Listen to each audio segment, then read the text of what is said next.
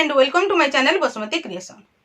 Odisha livelihood mission बा OLM तरफर 14/11/2024 रे एक लेटर जारी करा जायछि। एही लेटर रे कोन लेखा जायछि एवं काहाकू एही लेटर टी आसीछि से विषय रे आमे ई वीडियो रे डिटेल्स जानि परिबा। तेणु आपण माने वीडियो टी को स्किप न करी शेष पर्यंत देखंतु। एही चिठी टी हमर ओएलएम तरफर आसीछि। Vineet Bhardwaj IAS state mission director cum CEO समस्त जिलार सीडीओ कम ईओ जिला परिषद मानकू एही लेटर टी पठाइछंती। एही लेटर रो विषय रहिछि जे release of performance incentive to community support staff under OLM रे कार्यरत समस्त कम्युनिटी सपोर्ट स्टाफ मानकर परफॉर्मेंस इंसेंटिव कहले सेमानकर पारिश्रमिक दरमा प्रदान विषय रे एही लेटर टी आसीछि। रेफरेंस दिया जाइछि जे 4/11/2024 रे जो लेटर आसीथिला जोथिरे कि 5 वर्ष पर्यंत सेमानकर 100%, 75%, 50% जो लेटर थिला सेही लेटर परे एही लेटर टी क्लैरिफाई करबा पई आसीछि। चैनल टी को प्रथम थर पई देखुथिले सब्सक्राइब कर नियंतु एवं पाखरे थिबा घंटी चिन्हटी को टिपी ऑल बटन को प्रेस कर दियंतु। ताहले आपण माने मोर आगामी वीडियो रो नोटिफिकेशन ठीक समय रे पाई परिबे।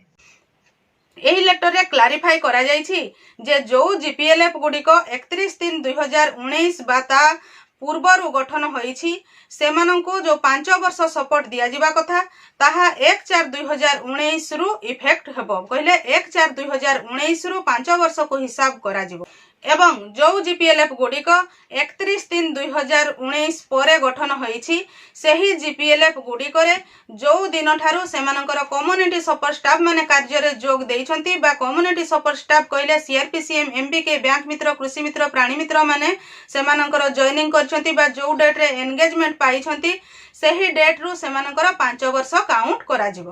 कहले जे माने जो तारीख रु तांकर जीपीएलएफ रे सेमाने कार्य रे जोग देले सेही तारीख रु 5 वर्ष को हिसाब करा जिवो एवं सेमानकर परफॉर्मेंस इंसेंटिव बा सेमानकर पारिश्रमिकटी प्रदान करा जिवो।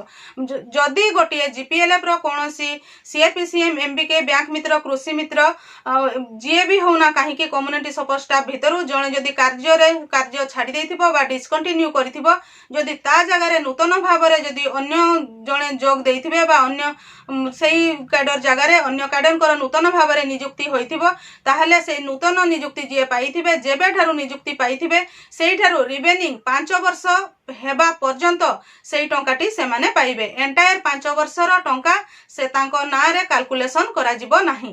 कहिले जेउ ठारू जीपीएलएफ रे कम्युनिटी सपोर्ट स्टाफ रहिछंती एवं जे छाडी देले सीए भी निश्चित भाव रे रहितिले तापरे नुवा जे रहिले तारो रहिबा दिन ठारू काउंट करा जिवो पुराना मानकर जेते पर्यंत 5 वर्ष हेबो। जेते बेले पुराना मानकर 5 वर्ष हेइ जिवो सेही सेतिकी दिन पर्यंत रही सेही नुवा जनकर पारिश्रमिकटी सेमानकर जीपीएलएफ को प्रदान करा जिवो।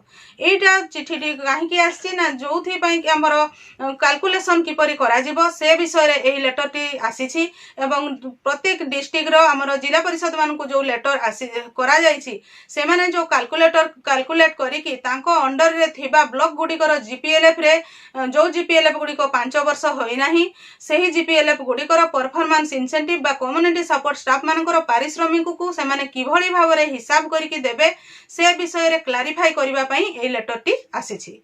मु आशा करूछि आपण माने एही वीडियो माध्यम रे जो मानक मनरे द्वंद्व थिला जे मु केबे ठारू जॉइन करिछि एवं मोर 5 वर्ष किभଳି भाबरे कैलकुलेशन करा जिवो ताहले एही लेटर माध्यम रे आपण निजे मध्य एवं आपणकर ब्लॉक अधिकारी बा डिस्ट्रिक्ट अधिकारी माने मध्य क्लियर होई परिबे। मु आशा करूछि जो माने हमर कम्युनिटी सपोर्ट स्टाफ अछंती सेमानक पई एही वीडियो टी निश्चित भाबरे उपयोगी होई परिबो। एही परि ओएलएम बा जे कोनसी एसएचजी बा रूरल लाइफ रो विभिन्न प्रकार इन्फॉर्मेशन पाइबा पई आपण माने मो चैनल रो वीडियो गुडी रेगुलर देखुथांतु। आजिर वीडियो रे बास एतिकी। आजिर वीडियो टी को आपण शेष पर्यंत देखिथिबारु आपनको बहुत बहुत धन्यवाद। नमस्कार।